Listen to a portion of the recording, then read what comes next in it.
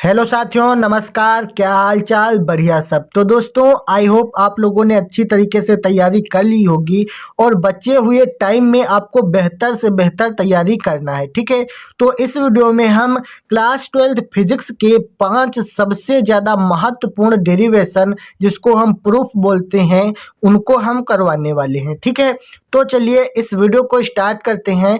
Channel पर पहली बार आए हो तो सब्सक्राइब कर लीजिएगा और वीडियो को लाइक जरूर कर दीजिएगा। ठीक है, तो सबसे पहले हम एम्पियर का नियम प्रूफ करेंगे, उसके बाद में आगे बढ़ेंगे। ठीक है, मोस्ट इंपॉर्टेंट नियम होते हैं, इनको 5-5 नंबर में पूछा जाता है। तो चलिए स्टार्ट करते हैं। सबसे पहले एम्पियर का नियम क्या होता है समझ लीजिए। जैसे कि इसमें दो तार होते हैं, पी क्यू और आर एस। ठीक है, इसमें क्रमशः I1 और I2 एम्पियर की धाराएं प्रवाहित होती हैं और ये आर मीटर की दूरी पर स्थित होते हैं। दो तार हैं। ठीक है, तो ध्यान से समझिएगा। जब ये धाराएं एक दिशा में प्रवाहित होती हैं तो ये तार एक दूसरे को आकर्षित करते हैं। ठीक है, और जब ये धाराएं विपरीत दिशा में, यानी एक ऊपर जा रही एक नीचे आ रही है, तो ये तार एक दूसरे को प्रतिकर्षित करते हैं। बस इसमें इतना ही लिखना होता है। तो हम लिखते हैं, चित्रानुसार पी क्यू और आर एस दो समांतर धारावाही तार हैं जिनमें क्रमशः I1 I2 एम्पियर की धारा प्रवाहित हो रही है। ठीक है, यदि ये धाराएं समान दिशा में प्रवाहित होंगी तो ये तार एक दूसरे को आकर्षित करेंगे, और यदि ये धाराएं विपरीत दिशा में प्रवाहित होंगी तो ये तार एक दूसरे को प्रतिकर्षित करेंगे। ठीक है, इसमें बस इतना ही लिखना है, बाकी आपको प्रूफ करना है। तो यहाँ पर हम लिखते हैं, तार PQ में धारा I1 के कारण R दूरी पर उत्पन्न चुंबकीय क्षेत्र। ठीक है, तो जो R दूरी पर उत्पन्न चुंबकीय क्षेत्र होता है वो B1 होगा। तो B1 बराबर μ0/2 पाई I1 बटे R, इसको मान लेंगे समीकरण नंबर 1। ठीक है, तो यहाँ पर चुंबकीय क्षेत्र निकल कर आया μ0/2 पाई I1 बटे R, इसको ध्यान रखिएगा। ये हो गया समीकरण नंबर 1। उसके बाद में हम लिखते हैं, चूंकि इसी चुंबकीय क्षेत्र में तार आर एस स्थित है। ठीक है, तो आर एस स्थित है, इस पर क्या होगा, अतः इस तार आर एस पर कार्य करने वाला बल, मतलब तार आर एस जो है वो इसी तार पर स्थित है, उस पर जो बल कार्य करेगा वो हमको गणना करना है। तो देखिए, एफ बराबर हो जाएगा I2 B1 L sin theta. तो यहाँ पर I2 क्यों लिया गया, क्योंकि ये दूसरा तार है RS। ठीक है, तो यहाँ पर RS में I2 धारा प्रवाहित हो रही है, तो हम ले लेंगे F बराबर I2 B1 L sin theta. तो B1 कौन सा है, B1 वही पहले वाला है, क्योंकि चुंबकीय क्षेत्र समान है। तो यहाँ से हम B1 का मान जो अभी निकाले हैं वो रख देंगे, तो हो जाएगा F बराबर I2 μ0/2 पाई I1 बटे R और L sin थीटा। ठीक है, यहाँ तक क्लियर हुआ। उसके बाद में F बराबर μ0/2 पाई लगाएंगे। ठीक है, और I1 I2 L sin theta, इसको एक तरफ कर लेंगे, μ0 को बाहर कर देंगे। ठीक है, और बटे में R हो जाएगा। तो यही हमारा एम्पियर का नियम निकल कर आ जाता है। और इसकी प्रति मीटर लंबाई पर अगर नियम चाहिए, तो यानी प्रति मीटर का मतलब होता है 1 मीटर लंबाई पर। तो लंबाई 1 मीटर, धारा 1 एम्पियर, R 1 मीटर और थीटा 90 डिग्री, क्योंकि साइन 90 का मान 1 होता है। ठीक है, तो सब कुछ एक जब हम कर देंगे तो यहाँ से प्रति मीटर लंबाई पर निकलेगा F बराबर μ0/2 पाई, क्योंकि ये सब एक हो जाएगा तो कोई फर्क नहीं पड़ता है। तो F बराबर μ0/2 पाई निकलेगा, और इसका जो मान होता है μ0/2 पाई का, वो होता है 2 × 10⁻⁷। तो आप चाहे ये वाला लिखो या फिर ये वाला लिखो। तो ये हमारा एम्पियर का नियम होता है। काफ़ी बार पूछा गया है, 5 नंबर में क्वेश्चन आता है। और कभी कभी कह देता है कि दो समांतर धारावाही चालक तारों में लगने वाले बल की गणना कीजिए, तब भी आपको एम्पियर का नियम ही उसमें करना होता है। ठीक है, तो पहला नियम आपको समझ में आ गया, एम्पियर का नियम क्या होता है आप अच्छे तरीके से समझ चुके हैं। ठीक है, उसके बाद में हमारा अगला जो प्रूफ होता है वो ट्रांसफार्मर का होता है। ये भी काफ़ी ज़्यादा इम्पॉर्टेंट है। अब आप बताएंगे ट्रांसफार्मर कैसे इम्पॉर्टेंट है, तो ये आप लोग देख लीजिए किस प्रकार से इसका प्रूफ किया गया है, अभी आपको बाद में बताएंगे। ठीक है, तो सबसे पहले हम ट्रांसफार्मर क्या होता है इसको समझेंगे, फिर इसका प्रूफ करेंगे। तो ट्रांसफार्मर ये होता है इसका चित्र। इसमें हम लिखते हैं, ट्रांसफार्मर एक ऐसा यंत्र है जिससे प्रत्यावर्ती धारा के विभव को कम अथवा अधिक किया जाता है। ठीक है, ट्रांसफार्मर से प्रत्यावर्ती धारा के विभव को कम अथवा अधिक किया जाता है। ठीक है, फिर यहाँ पर लिखते हैं, ट्रांसफार्मर अन्योन्य प्रेरण सिद्धांत पर कार्य करता है। यानी ट्रांसफार्मर अन्योन्य प्रेरण सिद्धांत पर कार्य करने वाला एक ऐसा उपकरण है जो प्रत्यावर्ती धारा के विभव को परिवर्तित करने के काम आता है। मतलब सेम टू सेम वही ऊपर वाला है। फिर यहाँ पर लिखते हैं ट्रांसफार्मर केवल प्रत्यावर्ती धारा के विभव को परिवर्तित करने के काम आता है, दिष्ट धारा के नहीं। ये आपको पॉइंट याद रखना है। दिष्ट धारा मतलब बैटरी की धारा को परिवर्तित नहीं करता है। अब ट्रांसफार्मर के प्रकार की बात करें तो दो प्रकार का होता है।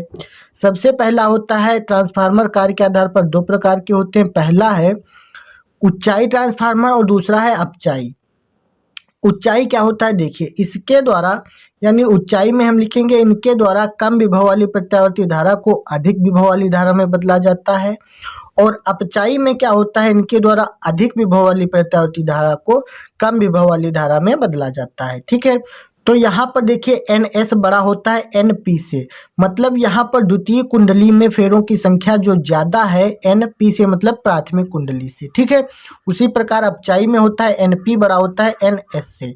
इसी प्रकार आपको पूरा ट्रांसफार्मर लिखना होता है। ठीक है, 5 नंबर वाला ये भी इम्पोर्टेंट क्वेश्चन है। तो इसकी रचना आप लोग देख लीजिए, जो मैंने आपको बता दिया वही इसमें रचना में लिखना होता है। ठीक है, इसमें एक प्राथमिक कुंडली एक द्वितीय कुंडली होती है। प्राथमिक कुंडली में कम फेरे, द्वितीय कुंडली में अधिक फेरे, इस प्रकार से आपको लिखना होता है। ठीक है, तो रचना आप लोग कोई दिक्कत नहीं है, कर लोगे। उसके बाद में इसकी कार्यविधि समझते हैं। तो कार्यविधि देख लीजिए, कार्यविधि होती है फैराडे के नियम पर कार्य करता है। तो कैसे कार्य करेगा तो देखिए, सबसे पहले प्राथमिक कुंडली में जो हम लगाते हैं, ठीक है, तो प्राथमिक कुंडली मतलब EP, ई का मतलब होगा विद्युत वाहक बल और P मतलब प्राथमिक कुंडली में। तो प्राथमिक कुंडली में विद्युत वाहक बल बराबर हो जाएगा माइनस का NP delta phi upon delta T। ठीक है, ये हो जाएगा समीकरण नंबर 1। उसके बाद द्वितीय कुंडली में हो जाएगा ES। ES का मतलब होता है सेकेंडरी कुंडली में विद्युत वाहक बल। ठीक है, यानी द्वितीय कुंडली में विद्युत वाहक बल बराबर हो जाएगा NS delta phi upon delta T। समीकरण 1 समीकरण 2 को हम भाग करेंगे। ठीक है, दोनों को समीकरण 1 और इसको 2 मानेंगे, फिर इसको भाग करेंगे। जब यहाँ से भाग करते हैं तो देख लीजिए E अपान P आ जाएगा, यानी कि EP अपान ES बराबर NP बटे NS और delta phi upon delta T दोनों में हो जाएगा, तो ये आपस में कट जाएंगे। ठीक है, तो यहाँ से बचकर आपका निकल आएगा सूत्र EP बटे ES और NP बटे NS। यही हमको प्रूफ करना होता है ट्रांसफार्मर में। तो इसकी रचना आप लोग तैयार कर लीजिएगा, अगर आपको आता है तो बहुत अच्छी बात है, नहीं तो कुछ इसमें है नहीं। प्राथमिक कुंडली द्वितीय कुंडली होती है, इसमें कम फेरे इसमें अधिक फेरे, बस यही लिखना होता है। ठीक है, कोई दिक्कत नहीं होगी आपको। तो उम्मीद करते हैं ट्रांसफार्मर आपको समझ में आ गया होगा। अब बढ़ते हैं अपने अगले प्रूफ की ओर।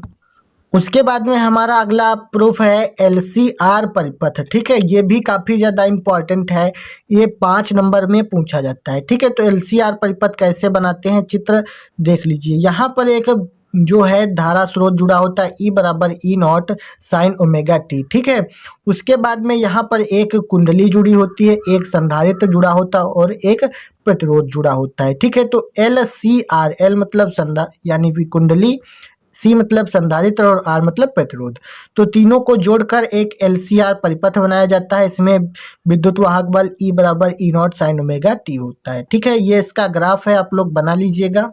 और इसका जब प्रूफ हम करते हैं तो यहाँ पर जो हम लिखते हैं VL और VC का परिणामी विभवांतर। ठीक है, यहाँ पर जो है VL जो है पश्चगामी होगा और VR जो है वो अग्रगामी होता है 90 डिग्री। ठीक है, ये तो आपको पता है, तो बस आपको रिकैप करना है। तो जल्दी से देख लीजिए, VL और VC का परिणामी विभवांतर VL माइनस VC होगा। ठीक है, क्योंकि ये पश्चगामी होता है और ये अग्रगामी होता है, इसीलिए VL माइनस VC होगा। ठीक है, तो V बराबर हो जाएगा VL minus VC plus VR।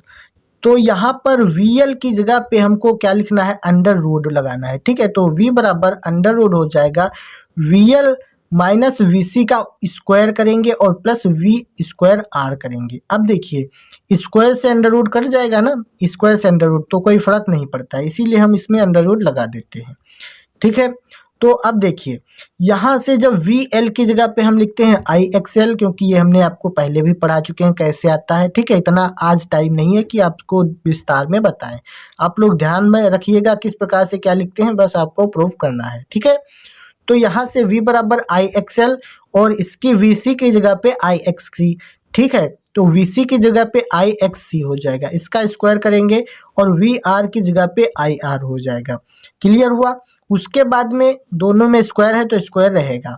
फिर यहाँ से आई को हम कॉमन ले लेते हैं और उसी प्रकार लिख लेते हैं, ठीक है। तो फिर यहाँ से जब आई अंडर रूट के बाहर जाएगा तो यहाँ पर सिर्फ आई बचता है, तो अंदर बचेगा एक्सएल माइनस एक्सी का स्क्वायर प्लस आर स्क्वायर। तो यहाँ से देखिए आगे जब क्या होगा, v के बटे में आई जाएगा, ठीक है। इधर गुणे में है तो बटे में आई जाएगा, तो ब्रैकेट में वैसा ही रहेगा।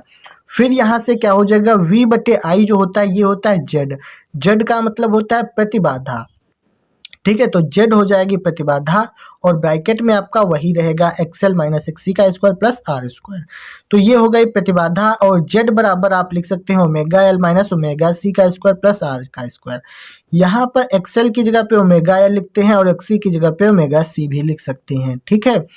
और z बराबर 2 पाई एफ एल भी लिख सकते हैं यहाँ पर ओमेगा एल की जगह पे, और ओमेगा सी की जगह पे 1/2 पाई एफ सी भी लिख सकते हैं, ठीक है। ये तीनों सूत्र आप लोग तैयार कर लीजिएगा। उसके बाद में कलांतर की बात करते हैं तो tan फाई बराबर वी एल माइनस वी सी बटे वी आर होता है। तो कलांतर कैसे निकलता है, tan फाई बराबर वी एल माइनस वी सी बटे वी आर से, तो tan फाई बराबर आई एक्स एल माइनस आई एक्स सी रखते हैं इसकी जगह पे बटे आई आर। तो tan फाई बराबर यहाँ से आई कॉमन ले लेंगे, नीचे आई है तो कट जाएगा, तो ब्रैकेट में बचेगा tan phi X L minus X C बटे आर, या फिर फाई बराबर tan inverse X L minus X C बटे आर, या फिर आप इसको इस प्रकार से भी लिख सकते हैं फाई बराबर tan inverse omega L minus omega C बटे आर, ठीक है। कोई भी सूत्र आप इसमें लिख सकते हैं, बस आपको अच्छे से लिखना आना चाहिए। तो ये होता है आपका एलसीआर परिपथ। उम्मीद करते हैं ये भी आपको समझ में आ गया होगा, बस आपको जल्दी जल्दी में सारे प्रूफ रिकैप कर लेने हैं, ठीक है। करवा तो आपको बेहतर चुके ही हैं तो कोई दिक्कत नहीं होगी। उसके बाद में बात करेंगे बायो सेवर्ट नियम की, ठीक है। ये भी प्रूफ काफ़ी पूछा जाता है तो इसको भी तैयार कर लीजिए। बायो सेवर्ट का नियम बहुत आसान होता है, कुछ नहीं करना है इसमें। देखिए ये एक तार होता है, इसमें आई एम्पियर की धारा होती है प्रवाहित, और ये अल्पांश का क्षेत्रफल है, इसकी लंबाई डेल्टा एल है, ठीक है। और यहाँ से आर मीटर की दूरी पर एक बिंदु पी है जहाँ पर हमको चुंबकीय क्षेत्र का मान ज्ञात करना होता है, ठीक है। तो इसमें यही लिखना है कि एक धारावाही चालक तार है जिसमें आई एम्पियर की धारा प्रवाहित हो रही है। इस तार में आर मीटर की दूरी पर एक बिंदु पी है जहां पर चुंबकीय क्षेत्र का मान ज्ञात करना है, और चालक के अल्पांश की लंबाई डेल्टा एल है, और चुंबकीय क्षेत्र का मान निम्नलिखित तथ्यों पर निर्भर करता है। जो मैंने बताया वही आपको लिख देना है, कोई दिक्कत नहीं है, ठीक है। फिर इसमें जो निर्भर करता है वो देख लीजिए कौन कौन से कारक हैं। जैसे डेल्टा बी अनुक्रमानुपाती आई यानी धारा के अनुक्रमानुपाती होता है, डेल्टा बी और अनुक्रमानुपाती डेल्टा एल मतलब लंबाई पर निर्भर करता है, डेल्टा बी अनुक्रमानुपाती 1/r² मतलब इसकी बीच की दूरी के वर्ग पर मतलब निर्भर करता है, फिर साइन थीटा पर निर्भर करता है। इस प्रकार 4 नियम होते हैं, आप लोग तैयार कर लीजिएगा, लिख लीजिए, समझ लीजिए, ठीक है। उसके बाद उपरोक्त चारों नियमों को जब हम मिलाते हैं तो यहाँ पर अलग नियम दिए थे, एक में लिखेंगे तो इस प्रकार से हो जाएगा डेल्टा बी अनुक्रमानुपाती आई डेल्टा एल साइन थीटा बटे आर स्क्वायर, ठीक है। तो डेल्टा बी बराबर हो जाएगा म्यू नॉट अपन 4 पाई आई डेल्टा एल साइन थीटा बटे आर स्क्वायर। यहाँ से जब ये अनुक्रमानुपाती हटाते हैं तो म्यू नॉट अपन 4 पाई लगा देते हैं, बस इसमें इतना ही करना होता है। तो यहाँ पर समझ लीजिए ये आपका निकल कर आ जाता है बायो सेवर्ट का नियम, और म्यू नॉट क्या है, निर्वात की चुंबकशीलता है, और म्यू नॉट अपन 4 पाई का मान 10⁻⁷ न्यूटन बटे एम्पियर स्क्वायर होता है, ठीक है। तो ये सारा आपको क्लियर हो गया। उपरोक्त चारों नियमों को मिला देंगे तो हमको बायो सेवर्ट का नियम प्राप्त हो जाएगा, ठीक है। तो उम्मीद करते हैं यहाँ तक आपको वीडियो पसंद आई होगी। उसके बाद में बात करेंगे अगले प्रूफ की, तो ये काफ़ी ज़्यादा इम्पॉर्टेंट है और सबसे ज़्यादा यही पूछा जाता है, ठीक है। ये क्वेश्चन दिया जाता है परस्पर संपर्क में रखे 2 पतले लेंसों के संयोजन की फोकस दूरी के लिए सूत्र की स्थापना कीजिए, ठीक है। तो संपर्क में रखे लेंसों की फोकस दूरी हमको ज्ञात करनी है। 2 लेंस दिए गए हैं L1 और L2, ठीक है, और यहाँ पर एक बिंदु O रखी है, यानी कि यहाँ पर एक वस्तु O पर रखी गई है। ठीक है, यहाँ से जब इसका प्रतिबिंब बनता है तो वो I डैश पर बनेगा। ठीक है, और ये I डैश जो है दूसरे लेंस के लिए वस्तु का काम करेगा, तो इसका जब प्रतिबिंब बनेगा वो I पर बनेगा। बस इसमें इतना ही है, और इसकी जो दूरी है V डैश है और V है। आप लोग चित्र बना लीजिए। फिर यहाँ पर देखिए, इसमें हम लिखते हैं माना दो लेंस L1 और L2 को संपर्क में रखकर एक संयुक्त लेंस बनाया गया है। इनकी फोकस दूरियां F1 व F2 हैं तथा इस संयुक्त लेंस द्वारा बिंदु वस्तु का प्रतिबिंब I पर बनता है, यानी कि यहाँ पर बनेगा। ठीक है, तो प्रथम लेंस से अपवर्तन के सूत्र से, ठीक है, तो प्रथम लेंस से जब हम अपवर्तन करेंगे यानी यहाँ पर, तो अपवर्तन का सूत्र यहाँ पर लगाते हैं 1/f1 बराबर 1/v dash minus 1/u। v dash क्या है, तो यहाँ से यहाँ तक की दूरी है v डैश। ठीक है, इसीलिए यहाँ पर v डैश लिया गया है। तो ये हो जाएगा समीकरण नंबर 1। उसके बाद द्वितीय लेंस से अपवर्तन के लिए, तो अपवर्तन के सूत्र से, यानी ये जो द्वितीय लेंस होगा इसमें अपवर्तन का सूत्र लगाएंगे। तो यहाँ से हो जाएगा 1/f2 बराबर 1/v माइनस 1/v डैश, क्योंकि यहाँ पर जो वस्तु का कार्य करेगा वो I डैश करेगा। ठीक है, इसीलिए इसकी दूरी हम v डैश लेते हैं। ठीक है, तो ये दोनों पहला हो गया एक समीकरण, दूसरा हो गया दूसरा समीकरण। अब हम करेंगे समीकरण 1 व 2 को जोड़ने पर। तो समीकरण नंबर 1 को और 2 को जोड़ देंगे तो यहाँ से हमारा निकल कर आएगा 1/f1 प्लस 1/f2 बराबर 1/v डैश माइनस 1/u। मतलब इधर वाला पहले जोड़ेंगे फिर दूसरा वाला जोड़ देंगे बराबर के इधर। ठीक है, तो यहाँ से v डैश वाला कट जाएगा, तो आपका बचेगा 1/f1 प्लस 1/f2 बराबर 1/v माइनस 1/u। यहाँ पर ये माइनस में था इसीलिए कट गया है, आपको कंफ्यूज नहीं होना है। ठीक है, फिर यहाँ से देखिए अपवर्तन के सूत्र से, अपवर्तन का सूत्र क्या होता है 1/f यानी 1/f बराबर 1/v माइनस 1/u होता है, ये अपवर्तन का सूत्र। तो यहाँ पर आपको दिया गया है, देख लीजिए 1/f1 प्लस 1/f2 बराबर 1/v माइनस 1/u। मतलब ये जो दिया गया है वो 1/f के बराबर में ये दिया गया है, यहाँ पर जो होता है वही यहाँ पर है, तो मतलब हम ये रख सकते हैं इसकी जगह पे। ठीक है, तो देखिए यहाँ से हो जाता है 1/f1 बटे, यानी कि 1/f1 प्लस 1/f2 बराबर, इसकी जगह पे हम 1/f लिख लेते हैं कैपिटल वाला। ठीक है, तो ये हमने लिख दिया, तो सूत्र हमारा यही निकल कर आ जाता है 1/f बराबर 1/f1 प्लस 1/f2। ठीक है, तो ये हमारा सूत्र संपर्क में रखे लेंसों का सूत्र निकल कर आ जाता है। तो उम्मीद करते हैं ये पांचों आपने तैयार कर लिए होंगे। ठीक है, अगर वीडियो पसंद आई है तो लाइक कर दीजिए, और ये 5 प्रूफ आपको तैयार करके ही जाने हैं ताकि आपको बोर्ड पेपर में कोई भी दिक्कत ना होने पाए। ठीक है, तो वीडियो पसंद आई है तो लाइक कर दीजिए, चैनल पर पहली बार आए हो तो सब्सक्राइब जरूर कर दीजिएगा। चलिए मिलते हैं अगली वीडियो में, तब तक के लिए जय हिंद, वंदे मातरम।